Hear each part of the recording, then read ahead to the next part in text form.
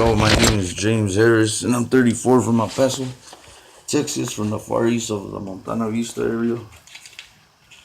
And I'm sitting here in my room. I've been trying to connect this water pipe because but I have been having trouble because of these individuals who keep attacking me with EMPs. I'm sure that's what it is. It's electromagnetic pulses. They continue to harm me. I could feel the shocks of energy all the way to the back of my brain, within my skull. And I'm sitting here within my own home and property where I live with my family. I live at 3764 Roger Joseph, El Paso, Texas. And I've noticed these EMPs also make one look skinny and like if he's sick.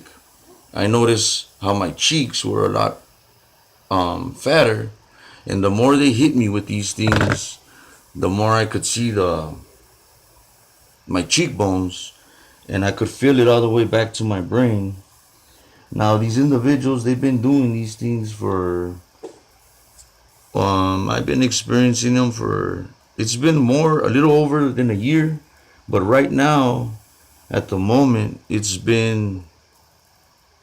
becoming too much. I've reported it several times. These deputies, the local law enforcement agency out here, they seem to not take the proper procedures, I would say. At one point I felt like if they disrespected me, they disrespected not only me but my family, because I reported when these things started to happen, I reported several things that I've noticed, that these individuals that were jumping in late at night, sometimes they would come in the daytime as well, but these individuals had altered and changed things within this home and property while I was taken away from my family on non-existing warrants that I know I didn't have. And the ones that want to say that I did have them, it is only because they did it in a way that they can point their fingers at my mother. I believe it got to the point where ever since the first warrant was placed out on me, it was a group of people that threatened, harassed my mother to place out a warrant. I think they just threatened or harassed her once, and then after that, as if they had her where she wanted to, as if they could just tell her to do something and she'll do it, as in to call the sheriffs on me. Because my mother would never ever in my whole life, I'm 34, would she ever want me to be taken away from my home, or ever had a reason to say that I'm a threat to her, or that I'm a threat to anybody around me, or that I'm a threat to myself besides me smoking. But these individuals, they're real persistent, and I've made videos on them. I've even made some videos when the sheriffs show up and how they act with me sometimes. They're not disrespectful, but they're disrespectful in a different way. When I said they're disrespecting me and my family, they disrespect me in a way that, not by words. It's because they don't take the proper procedures, I believe, through my view. As in this one case where I called the sheriffs, they shot 4 rounds in front of my mother's home, which was right here, in front of the front yard, right there where the fence is at. They stood there and they shot 4 rounds with a pistol, and I called the sheriffs right away. And I know for a fact that it only takes about 8 minutes, I believe, an 8-minute drive from the East Montana El Paso County Sheriff Department station in front of the annex. It takes about 8 minutes to get here, maybe a little less, depending if they're driving faster than the speed limit. But speed limit, it takes about 8 minutes. And they lasted 2 hours to show up. Now, in between those 2 hours, I know they don't take no 2 hours. In between those 2 hours, there was a lot of things that happened. As in, I saw 20 minutes pass. No, I saw about 10 minutes pass, and I called him again. I saw 20 minutes pass, I called him again. 30 minutes, I called him again. It was about 8 times I think I called within those 2 hours. I told the dispatcher after I noticed that they weren't showing up. I told the dispatcher, could I stay on the line with you until that unit shows up? Because I'm literally fearing for my life. Because these individuals, they shot 4 rounds in front of my home. And I don't understand why that unit hasn't showed up. Every single time I call them, they show up real quick, as if they're right around the corner. And within those 2 hours, I called about 8 times. I told the dispatcher after like the 6th call, could you stay on the line with me until that unit arrives? And no dispatcher on a 911 call should be rude with the caller. And this female was rude. She literally started speaking over me and cut my words out. When I asked her, can you stay on the line with me until that unit arrives? She right away spoke over me and told me, no, I gotta go, I gotta hang up, I got another call. And then I was like, she didn't even wait for me to say anything, and she hung up. And I noticed how these same individuals, this same group of people, I started thinking to myself, and I started noticing that they had been intercepting my 911 calls. Even right now, it's been about 5 months, going on almost 6 months.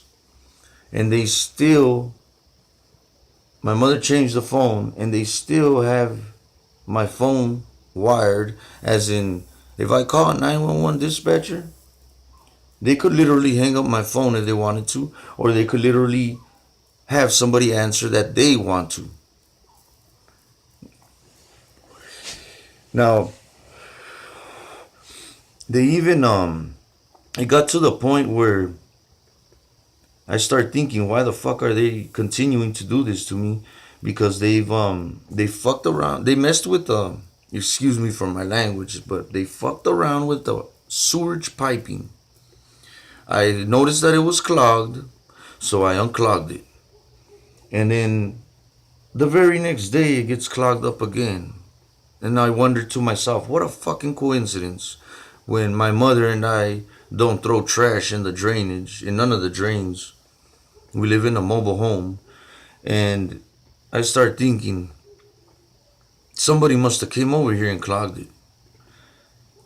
Because I unclogged it again the second day. And then the other side of the mobile home was clogged when it wasn't the day before. So these people are coming over here trespassing late at night, some of them even in the day. And I start to think to myself, what the fuck are they trespassing for? Because I made several 911 calls, such as that day when they showed up 2 hours later and arrested me, when they shouldn't have arrested me when I was calling 911 to report 4 gunshot rounds. They arrested me for a charge of 911 silence or abuse. Now, I told them I wasn't silent and I wasn't abusing that service that they offer to the public, because I know for a fact the reasons and purposes why they offer that service to the U.S. citizens of America. It's because there's a problem that they want to report that's not normal, or that there's a problem that one can't handle by himself and needs help. Now, they took me, and I lasted 4 days in county. I went before a judge and a jail magistrate, and he told me my charge. He read me my charge, and then afterwards he read me my rights. And I got out on a PR bond, and they continually been messing with me and my family throughout this time. Now, my mother, my poor mother, I mean, she's a good woman, a good-hearted woman. She has good roots of Mexican accent. And these individuals, I don't know why, I know it in my heart, and I could see it in their eyes, in their body language, and everything, that these individuals are literally harassing her, threatening her life. And she will not tell me who they are, and she will not even tell me that there's somebody threatening her life. But I've noticed the change in her. She's unlike herself because of these individuals interfering and interacting within our lives. Now, I know she don't admit it to me or tell me who they are because she loves me. She does it out of love, but she also does it out of fear of her life and my life. And I'm like, right now I'm sitting in here in this room, in my room, trying to fix this piping to turn on the water. And they're over here attacking me with EMPs because they don't want me to connect the water. I believe they threatened her to the point of death, and they've been constantly threatening me as well, but through a different way, which I care not to speak of because they have their way of them attempting and trying, and they've been trying to do this to me, to label me and my name on documented paper. They want to label me, myself, and I as something that I'm not, something that I am far of. These individuals have been trying to label me and trying to get a doctor or a psychologist to diagnose me with a mental illness or a mental disease, when out of all these times that I've gone to these hospitals, sometimes picked up with warrants that I know my mother didn't place because I was with her all day the day before. We didn't have no arguments. We didn't have no disputes. I didn't have any with the neighbors. And they show up and they arrest me for a warrant that I know I didn't have. And as a matter of fact, there was no reason for me to ever have a warrant like that placed out on me because I've never been a threat to myself, a threat to anyone around me, or have been doing some odd or abnormal behavior, such as somebody that's mentally ill. And they've taken me several times to these hospitals. Now, out of all these times, not one doctor has been able to diagnose me with any type of mental illness or disease. The only one that tried to put it on paper was a crooked ass doctor. Now, that's why I know these individuals, this group of individuals who have been doing this to me and my family, have contacts and connects with doctors, lawyers, nurses, security guards of the hospitals, and they pull their strings real easily. I could tell, I could see it. They give, like the way I say, they give themselves away. Because first of all, no nurse should be rude with any patient. And never in my life have I ever seen a rude nurse except this past year. And also this doctor, the only one that was able to try and say something about me was a doctor by the name of Miss Karam. Now, she's real respectful and everything, but then it got to a point when I started exercising my rights as a patient in that hospital. She would get real rude. She even tried to tell me as if I was trying to tell her how to do her job. When I told her, well, look at my record, ma'am. I'm 34 years old, and never once in my life did I ever have any type of mental illness or mental disease, or let alone learning disability since I was born.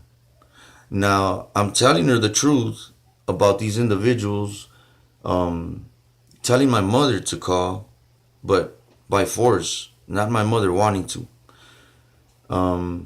My mother needs me as much as I need her, and she doesn't want to be alone, especially after my brother had passed, because we live here alone in this mobile home.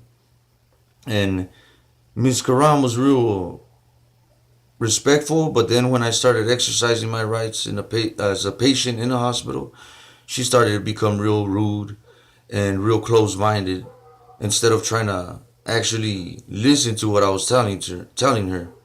That's why I know for a fact that they were pulling her strings.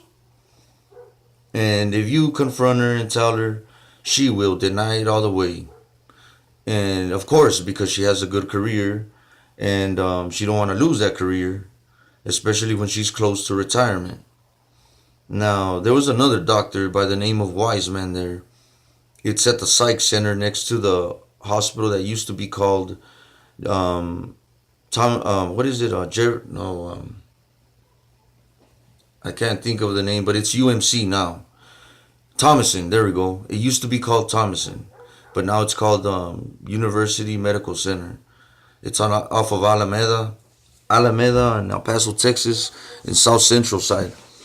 Now, Wise man, I immediately told him to get off of my case because he was being real. Like if he just wanted me to be a real agreeing with him and accepting everything that he said. I told him, nah, the reason why I don't want no medication because I believe that it messes the patient up more than helping him, especially if he's 100% aware and competent of what's going on and what's around him and what he says and what he does. And he just wanted me to agree with him of any type of mental illness, any type. He just started blurting out, you might have this or you might have that. I told him, well, wait a minute, don't you have to ask me some questions first? Don't you have to see my habits first? I told him, you know what? Just get off of my case. I'm requesting that I have another doctor see me because the way you're presenting yourself and telling me and speaking to me, you just give yourself away that you're getting your strings pulled. You just want me to agree of any type of mental illness or disease. When I told him I'm not gonna fucking agree with you because I know myself well. And look at my history. Even when I was in TDC, they put you through classification, diagnostics, and you have to. It's an assessment it's a process that you go through before you go to a unit. Not even that psychologist saw anything bad within me that he can say anything bad. And I don't know how many times they took me. I think it was close to 10 this past year, when not one of those times was I ever a threat to myself, a threat to anyone around me, or was I acting out in any type of rude behavior, abrupt behavior, or starting pleito with my neighbors, starting fights with my neighbors, or anything. And all the psychologists and all the doctors that I saw, not one of them said anything bad about me, except clearly I saw that Miss Karam was getting her strings pulled. And these sheriff deputies, they would take me directly to that psych center, and that's when I knew somehow, some way that they had something to do with that, because the procedures on an emergency detention order, they take one directly to the hospital, and then there's a doctor there that sees you, evaluates you, asks you a few questions, and then they give their opinion. If they see that there's a need for an inpatient facility, then they call that facility and then they send somebody down there, and then they give another evaluation before they even accept them or take them. And then after their second evaluation and opinion, then they make the final decision if they should take one or not. Now, the thing is about these EMPs, when they hit one with those, the first time I was getting hit with those, I didn't even know what the heck they were. I didn't know what it was. I thought it was like static electricity. At one point, I thought it was like an insect, microorganism that's naked to the eye. I didn't know what to believe, but it can easily make one look nervous, it can make one easily look paranoid, like he's wondering. I mean, it's a person getting hit with shocks of energy that you can't see, and sometimes you'll feel them from the heel of your foot all the way up to your brain. You'll feel them through your back of your spine all the way up to your brain inside. And it's I was reading about it, and it says that it is harmless, but in the long run it is harmful. And the way I look at it, it's harmful at the present, and it's harmful in your for your future as well, because in the present it bothers you. It keeps you from being yourself and doing things that you want to do, such as right now that I'm trying to connect the water and it's late at night.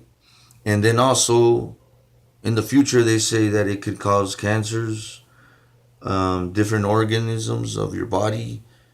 Internally, it causes all kinds of cancers. And these individuals, as they don't want to stop and listen to me, and I saw how easily they can pull these strings of these individuals who work at these hospitals, such as these nurses. I've never met a rude nurse in all my life until this past year, till all these things started happening.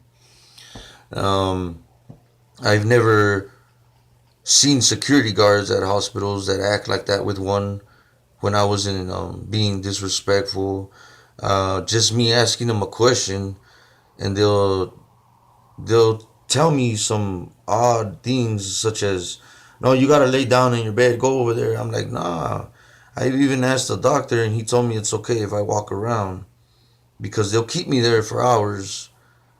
And a doctor will come in, and right away I could tell if he's an honest doctor, and right away I know he's gonna say nothing bad about me, and he'll walk out the room, and then they'll bring another doctor when it's only supposed to be one evaluation, one assessment, and they said that they have to have another doctor see me when I know that doctor, such as Dr. Salazar at UMC. He was a outstanding doctor, because I know he could see clearly that I don't have any problem in any which way for me to be placed in a facility. Well, anyways, I went through this so many times that they take me to these hospitals now. It's been a while, and I thank God that it has. And not one of the hospitals wants me there now and sends me home, because they know that there's nothing wrong with me. And I notice how these individuals somehow are connected with these deputies, and it becomes a real brag, a real drag and exhausting, because they've been attacking me within my own home, and they've been I think they even been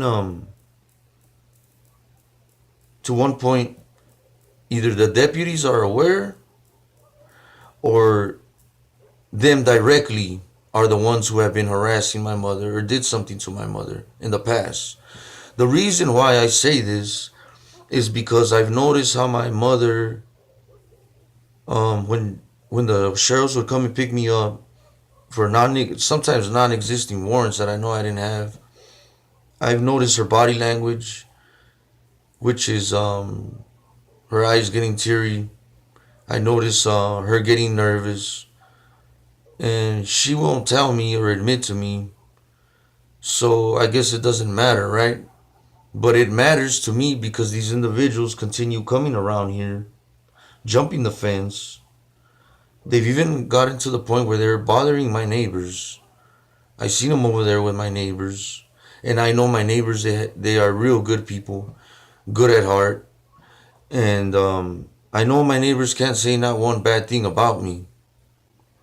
Now, recently I've told my mother to quit lying for these individuals, to quit hiding them, to quit protecting them, even though I know she does it out of love and out of fear of them harming me or her.